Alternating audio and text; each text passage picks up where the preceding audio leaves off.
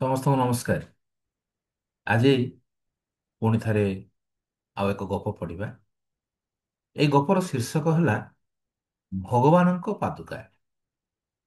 ଲେଖିଛନ୍ତି ଡକ୍ଟର ମୃଣାଳ ଚାଟର୍ଜୀ। ଆସନ୍ତୁ ତେବେ ଏଇ ବହୁତ ସୁନ୍ଦର ଗପଟିଏ ପଢ଼ିବା। ଦିନେ ଜଣେ ରାଜା ତାଙ୍କ ସଭା ପଣ୍ଡିତଙ୍କୁ ପଚାରିଲେ, କହିଲେ, ପଣ୍ଡିତେ, ଅବିଦ୍ୟା କଣ? ପଣ୍ଡିତେ କିଛି ସମୟ ଭାବି କହିଲେ, ମହାରାଜ, ଏ ପ୍ରଶ୍ନର ଉତ୍ତର ଖୋଜିବା ପାଇଁ ମୋତେ 7 ଦିନ ଲାଗିବ।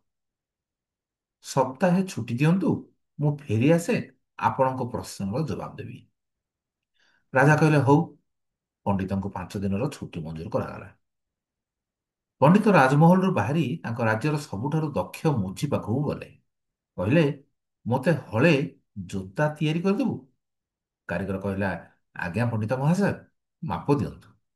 ପଣ୍ଡିତ କହିଲେ, ମାପ କଣ? ହାତେ ଲମ୍ବା କରିବୁ, ଆଉ 6 ଇଞ୍ଚ ଖଣ୍ଡେ ଚଉଡ଼ା କରିବୁ। ଆଉ ସେଥିରେ କିଛି ହୀରା ଜହର ମଣି ମାଣିକ୍ୟ ଲଗେଇବୁ। ସୁନା ସୂତାରେ ସିଲେଇ କରିବୁ।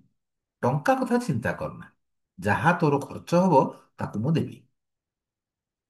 କାରିଗର ସାଙ୍ଗେ ସାଙ୍ଗେ ରାଜି ହେଇଗଲା। କହିଲା, ଆଜ୍ଞା ଠିକ ଅଛି, ମୋତେ କିଛି ଟଙ୍କା ଅଗ୍ରିମ ଦିଅନ୍ତୁ। 2 ଦିନ ପରେ ଆପଣ ଆସି ଜୋତା ନେଇଯିବେ। ତୃତୀୟ ଦିନ ପଣ୍ଡିତ ମହାଶୟ ତା ପାଖକୁ ଗଲାବେଳକୁ ଜୋତା ତିଆରି ହୋଇଯାଇଥିଲା। କାରିଗରକୁ ଟଙ୍କା ଦେବା ପୂର୍ବରୁ ପଣ୍ଡିତେ କାରିଗରକୁ ପ୍ରତିଜ୍ଞା କରାଇଲେ ଯେ ଏ ଜୋତା ତିଆରି କଥା ସେ ଆଉ କାହାକୁ କହିବ ନାହିଁ। ସେ କହିଲେ, ଆଜ୍ଞା, ଈଶ୍ୱରଙ୍କ ଶପଥ, ମୁଁ ଆଉ କାହାକୁ କହିବି ନାହିଁ। ସେଦିନ ରାତିରେ ପଣ୍ଡିତେ ଗୋଟେ ପଟ ଜୋତା ନିଜ ଘରେ ରଖିଲେ, ଆର ପଟଟି ଚୁପ୍ କରି ସମସ୍ତଙ୍କ ଅଲକ୍ଷ୍ୟରେ ଗୋଟେ ମନ୍ଦିର ସାମ୍ନାରେ ରଖି ଆସିଲେ। ଭୋରୁ ଭୋରୁ ମନ୍ଦିରର ପୁରୋହିତ ଗୋଟେ ପଟ ଏମିତି ଜୋତା ଦେଖି ଭୀଷଣ ଉତ୍ତେଜିତ ହୋଇ ପଡ଼ିଲେ। ସେ ଭାବିଲେ ଯେ ଏତେ ବଡ଼ ଜୋତା କେବେ କୌଣସି ମଣିଷ ପାଦର ହୋଇନପାରେ।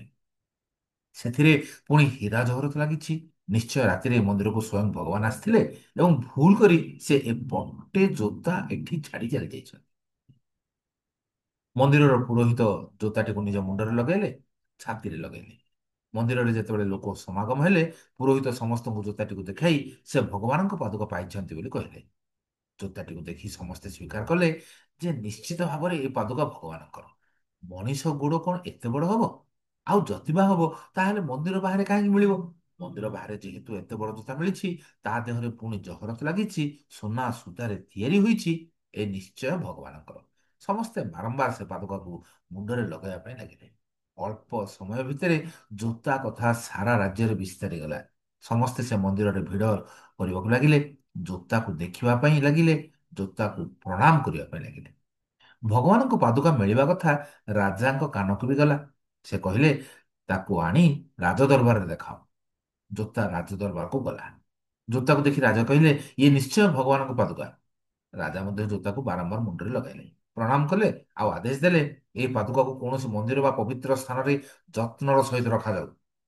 ପ୍ରତିଦିନ ହଜାର ହଜାର ଲୋକ ଭଗବାନଙ୍କ ପାଦୁକା ଦେଖିବା ପାଇଁ ସେ ମନ୍ଦିରକୁ ଗଲେ। ଅନେକ ରୋଗ ମୁକ୍ତି ସହିତ ଅନ୍ୟାନ୍ୟ କିଛି ପାଇବାର ଆଶାରେ ସେଠି ମାନସିକ କରିବା ଆରମ୍ଭ କଲେ। ଜୋତା ପାଖରେ ଗୋଟାଏ ଦାନ ବାକ୍ସ ବି ଲାଗିଗଲା।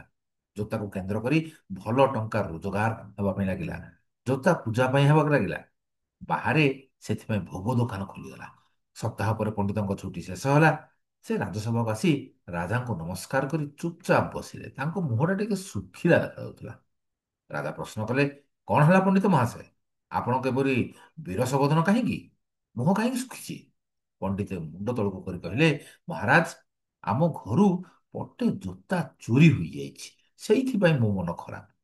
ପଟେ ଜୋତା? ପଟେ ଜୋତା କେମିତି ଚୋରି ହବ? ଚୋରି ହେଲେ ହଳକ ଯାକ ଚୋରି ହେବ। ଆଉ ଜୋତା ଚୋରି ଭଳି ସାମାନ୍ୟ କଥାରେ ଆପଣ ଏତେ ବିମର୍ଷ ହୋଇ ପଡ଼ିଛନ୍ତି? ରାଜା ବଡ଼ ଆଶ୍ଚର୍ଯ୍ୟ ହୋଇ ପଚାରିଲେ। ପଣ୍ଡିତ ମହାଶୟ କହିଲେ, ହଁ ମଣିମା, ସେ ଜୋତାଟି ଗୋଟେ ବିଶେଷ ଜୋତା ଥିଲା। ଆମ ପିତାମହଙ୍କର ଜୋତା ଥିଲା। ସେ ଜୋତାରେ ଆହୁରି ବେଶ କିଛି ଜିନିଷ ବି ଲାଗିଥିଲା। ଚୋର ଚୋରି କରିବା ପାଇଁ ପଶିଥିଲା ବୋଧେ। ଗୋଟିଏ ପଟ ନେଇ ଚାଲି ଯାଇଛି। ଆଉ ପଟଟି ବୋଧହୁଏ ପଡ଼ିଯାଇଛି। ସେ ଜୋତାଟା କଣ ଆପଣଙ୍କ ପାଖରେ ଅଛି? ଆରପଟଟା? ଆଜ୍ଞା ଅଛି, ମୋ ପାଖରେ ଅଛି। ପଣ୍ଡିତ ମହାଶୟ ତୁରନ୍ତ ଆରପଟ ଜୋତାଟି ବାହାର କରି ସମସ୍ତଙ୍କୁ ଦେଖାଇଲେ। ସେ ଜୋତା ଦେଖି ରାଜା ନିଜ କପାଳରେ କରାଘାତ କରି ହୁକୁମ କଲେ ଯେ ମନ୍ଦିରରୁ ତୁରନ୍ତ ସେ ଜୋତାକୁ ବାହାର କର। ଆରେ ହେ, ଆମେ ତ ଏହାକୁ ଭଗବାନଙ୍କ ଜୋତା ମନେକରି ମୁଣ୍ଡରେ ଲଗେଇଲୁ, ତାକୁ ପ୍ରଣାମ କଲୁ, ପୂଜା କଲୁ। ପଣ୍ଡିତ ସେତେବେଳେ କହିଲେ, ମହାରାଜ, ଏହାକୁ ହିଁ କହନ୍ତି ଅବିଦ୍ୟା। ଭାବନ୍ତୁ, ସେ ଜୋତା କେଉଁଠି ଆସିଲା ସେ ପ୍ରଶ୍ନ କେହି କଲେ ନାହିଁ। ଏତେ ବଡ଼ ଜୋତା କିଏ ପିନ୍ଧିବ ସେ କଥା କେହି ଚିନ୍ତା କଲେ ନାହିଁ। କେଉଁଠି ତିଆରି ହୋଇଛି ତାକୁ ଦେଖିଲେ ନାହିଁ। କିନ୍ତୁ ଏହାକୁ ଭଗବାନଙ୍କ ଜୋତା ଭାବି କେତେ କଥା କରିଦେଇଗଲେ। ମହାରାଜ, ଏଇ ହେଲା ଅବିଦ୍ୟା। ମଣିଷ ଯେତେବେଳେ ସବୁ କଥାକୁ ବିନା ପ୍ରଶ୍ନରେ ଗ୍ରହଣ କରିନେବ, ସେତେବେଳେ ଏ ରାଜ୍ୟ ଦିନେ ଏମିତି ଅବିଦ୍ୟାରେ ଭରିଯିବ, ଲୋକଙ୍କର ବୁଦ୍ଧି ଲୋପ ହବ। ଲୋକେ ଏତେ ନିର୍ବୋଧ, କୁସଂସ୍କାରାଚ୍ଛନ୍ନ ଏବଂ ଧର୍ମାନ୍ଧ ଯେ ସେ କାହାକୁ ପ୍ରଶ୍ନ କରିବା ପାଇଁ ଭୁଲିଯିବେ। ଭଲ ମନ୍ଦ, ଠିକ୍ ବେଠିକ୍ ତାର ଫରକ କରିପାରିବେ ନାହିଁ। ଆଉ ଏସବୁକୁ ଦେଖି ଖୋଦ୍ ଭଗବାନ ସୃଷ୍ଟିକର୍ତ୍ତା, ଭାଗ୍ୟ ବିଧାତା ମଣିଷ ସୃଷ୍ଟି କରିଥିବା ପାଇଁ ହୁଏତ ମନେ ମନେ ଭାରି ଅଫସୋସ କରିବେ। ଡକ୍ଟର ମୃଣାଳ ଚାଟର୍ଜୀଙ୍କ ପାଖରେ କୃତଜ୍ଞତା ଜଣାଉଛୁ ଯେ ଏତେ ସୁନ୍ଦର ଗୋଟାଏ ଅ, ଅର୍ଥ ଥିବା ଏବଂ ଗୋଟେ ବାର୍ତ୍ତା ଥିବା ଗପଟିଏ ସେ ରଚନା କରିଛନ୍ତି। ତାଙ୍କ ପାଖରେ ପୁଣି ଥରେ କୃତଜ୍ଞତା ଜଣାଇ ଆପଣଙ୍କ ଠାରୁ, ରେଡ଼ିଓ କୋରାପୁଟର ଶ୍ରୋତାମାନଙ୍କ ଠାରୁ ବିଦାୟ ନେଉଛି ମୁଁ। ପୁଣି ଥରେ ଆଉ ଏକ ଗପକୁ ନେଇ ଆପଣଙ୍କ ପାଖରେ ଉପସ୍ଥାପନ କରିବି। ସେତେ ପର୍ଯ୍ୟନ୍ତ ବିଦାୟ ନେଉଛି। ନମସ୍କାର।